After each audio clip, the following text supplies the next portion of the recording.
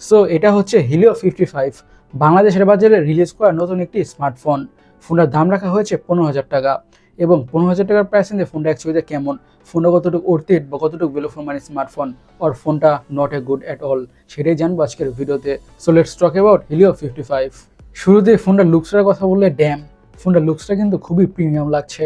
ফোনটির ব্যাক প্যানেলটা দেখে আইফোন 17 প্রোর মতন ভাইবস বা ফিল আসছে, বিশেষ করে এই ক্যামেরা মডেলটার জন্য অথবা ক্যামেরা অ্যারেঞ্জমেন্টের জন্য। ফোনটির ব্যাকলাইনে থাকছে গ্লসি এবং গ্রেডিয়েন্ট কাইন্ড অফ ফিনিশ, যার কারণে ফোনে দেখতে কিন্তু অনেকটা ভালোই লাগছে। আমরা বলবো 15,000 টাকার প্রাইস রেঞ্জে স্মার্টফোনটা কিন্তু সুন্দরই আছে, লুকস বিউটিফুল অ্যাজ ওয়েল। এখন ফোনটা ডিসপ্লেটা কিনে কথা বলা যাক।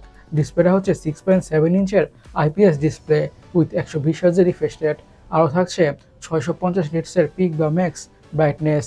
এই প্যানেলটাতে যে কোনো ধরনের কন্টেন্ট, ইউটিউব ভিডিওস, মুভিজ বা সিরিজ, এনিথিং ওয়াচ করে বা দেখে মোটামুটি ভালোভাবে এনজয় করা যাবে। আর 120 হাজার রিফ্রেশ রেট থাকার কারণে স্ক্রোলিং করে, ব্রাউজিং করে বা গেমিং করে যে কোনো ধরনের টাস্কে পারফর্ম করে মোটামুটি ভালোই স্মুথনেসের ফিল তো পাওয়া যাবেই।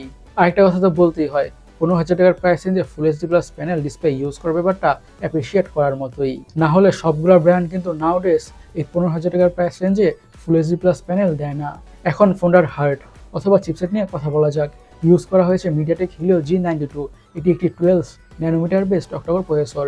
আর আমরা বলবো 15,000 টাকার মধ্যে একটা ভালো প্রসেসরই এটি। হাই লেভেলের গেমগুলোকে লো টু মিডিয়াম সেটিংসে মোটামুটি ভালোভাবেই খেলা যাবে অথবা রান করা যাবে কোনো ধরনের ইস্যুস ছাড়াই।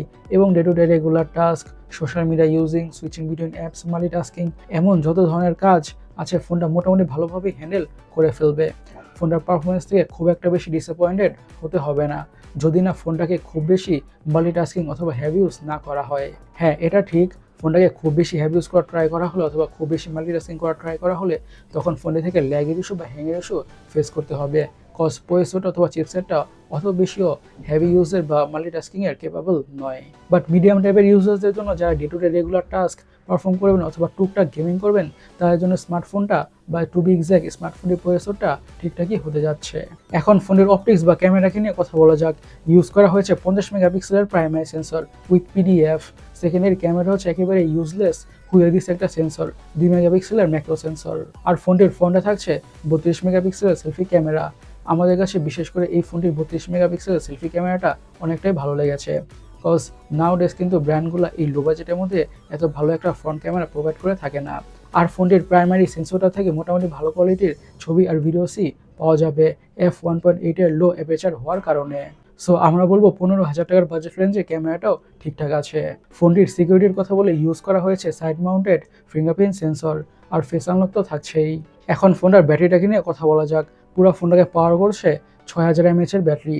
এই 6000 mAh এর ব্যাটারি থাকার ব্যাপারটা কিন্তু এই ফোনটার একটা ইউএসপি বা ইউনিক সেলিং পয়েন্ট। এই 6000 mAh এর ব্যাটারি থেকে খুব ইজিলি 1.5 থেকে 2 দিনের ব্যাটারি তো পাওয়া যাবেই ফোনটাকে মিডিয়ামভাবে ইউজ করলে। আর ফোনটির সাথে থাকছে 18 ওয়াটের একটি ফাস্ট চার্জার।